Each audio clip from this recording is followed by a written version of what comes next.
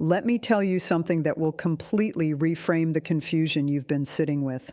When a woman pulls back from someone she genuinely feels something for, when she goes quieter, becomes less available, creates distance that didn't exist before, the instinct is to read it as disinterest, as a sign that whatever was building has stopped building, as her telling you, without words, that she doesn't want this. But relationship psychology tells us something that completely contradicts that instinct.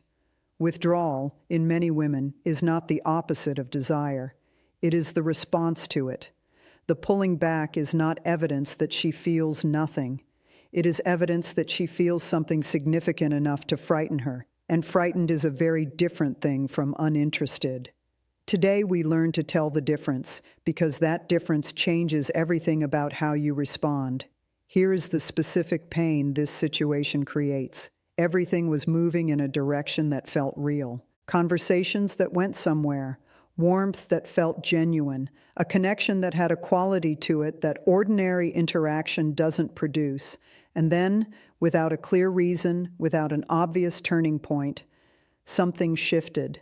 She became harder to reach. Responses got shorter. The availability that was there before quietly reduced itself. And you're left trying to understand what happened. Whether you did something wrong, whether the feeling was one-sided all along, whether you should pull back yourself or reach toward her or simply wait in an uncertainty that gets more uncomfortable with every passing day. The hardest part is not knowing, and today we replace that not knowing with genuine understanding. Before anything else, you need to understand why genuine attraction sometimes produces withdrawal rather than pursuit, because it is counterintuitive enough that most people never consider it. Attachment research identifies what psychologists call approach avoidance conflict, a psychological state that occurs when something is both deeply desired and genuinely threatening.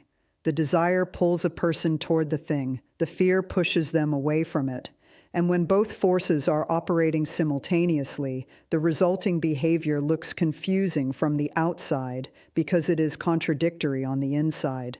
For a woman who has been hurt before, who has opened herself to someone and experienced the specific pain of that opening being mishandled, genuine attraction doesn't just feel good, it also feels dangerous. The more real the connection, the higher the stakes of being wrong about it. And high stakes produce self-protective behavior that looks from the outside exactly like disinterest. Understanding this reframes everything. Her withdrawal is not a verdict about you. It is information about her internal experience, specifically that what she feels for you is significant enough to activate her protective mechanisms. Here is the practical framework, because fear and disinterest can look similar on the surface, and the difference matters enormously for how you respond. Disinterest is consistent and directional. It moves steadily away. It does not oscillate. It does not produce the kind of contradictory behavior where someone seems to be pulling back with one hand and reaching towards you with the other. Fear is inconsistent and contradictory. It pulls back and then reaches out. It goes quiet and then says something that reveals more than silence would. It creates distance and then finds a reason to reduce it. It sends mixed signals not because the person is being manipulative, but because they are genuinely experiencing mixed internal states, the desire pulling in one direction, the fear pulling in another. If her withdrawal is accompanied by occasional reach-outs that seem to contradict the distance, if she goes quiet and then sends something that proves she was thinking about you, that contradiction is the signal. That is fear, not disinterest. Let's name the fears specifically, because they are almost always one of three things, and knowing which one helps you respond correctly. The first is the fear of being hurt again.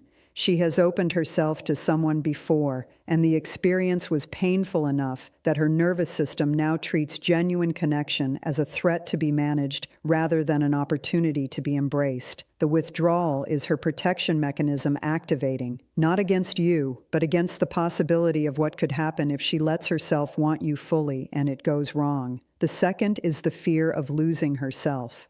Some women, particularly those who tend toward deep feeling, have experienced falling for someone so completely that they lost their own grounding in the process. The withdrawal is her attempt to maintain herself before the feeling becomes large enough to sweep her away. The third is the fear of wanting something she's not sure she can have. If she has doubts about whether you feel what she feels, if the connection seems more certain on her side than on yours, she may pull back to protect herself from the vulnerability of wanting something that might not be offered in return. All three of these fears are reasonable responses to real experiences. None of them mean she doesn't want you. Here is where this understanding becomes practically important. How you respond to her withdrawal either confirms her fear or addresses it. And most men, not understanding what the withdrawal actually means, respond in ways that accidentally confirm it. Pursuing anxiously, texting repeatedly, demanding explanation, making her feel pressured to respond, confirms the fear that closeness comes with suffocation. It tells her nervous system that it was right to pull back. Withdrawing coldly in retaliation, going silent, becoming distant, matching her pullback with your own, confirms the fear that connection is fragile and people leave when things get complicated. Also unhelpful. The response that actually addresses the fear is something different entirely. It is warm without being pressuring, present without being demanding. It says, through its quality rather than its content, I am still here. I am not frightened by your fear. I am not going anywhere. And you do not have to manage my feelings about your withdrawal. Here is what relationship psychology consistently identifies as the most effective response to fear-based withdrawal. The repeated, consistent experience that closeness with you is safe. Not safe because you said so. Safe because your behavior over time demonstrates it, because you reach out warmly without demanding response, because when she does respond, you meet her without punishment for the silence, because you remain steady, neither chasing desperately nor disappearing coldly, through the oscillation of her approach and avoidance. That consistency, that quiet, reliable presence that makes no demands and holds no grudges, is what eventually makes her nervous system recalculate. It begins to generate new data that contradicts the old fear. He is still here. He didn't pressure me. He didn't disappear when I pulled back.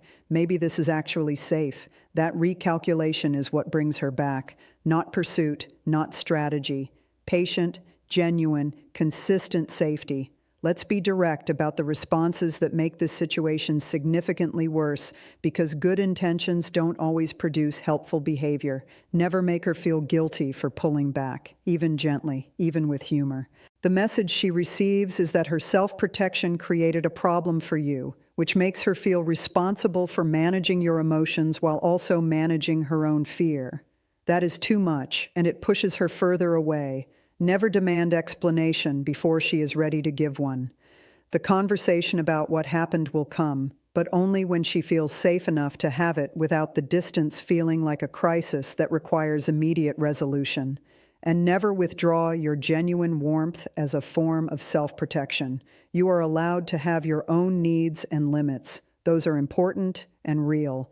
But pulling away coldly in response to her fear confirms the very thing she was afraid of. That connection with you has conditions attached. Here is the truth underneath everything we talked about today. A woman who is scared of falling for you is not a woman who needs you to back away.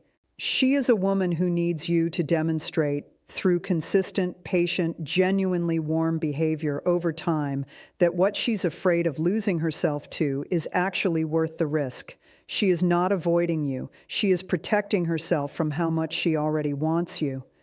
And the response to that is not to give her more distance.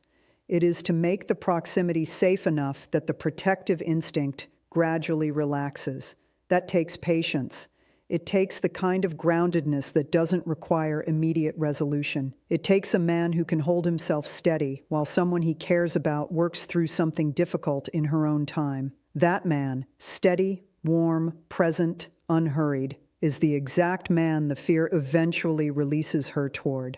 Be that, consistently, without keeping score. If today gave you a new framework for understanding someone you care about, subscribe. Every week, we go this deep into the psychology of love, fear, and what genuine connection requires from both people. I'll see you in the next one. Hold steady. What's real always finds its way through.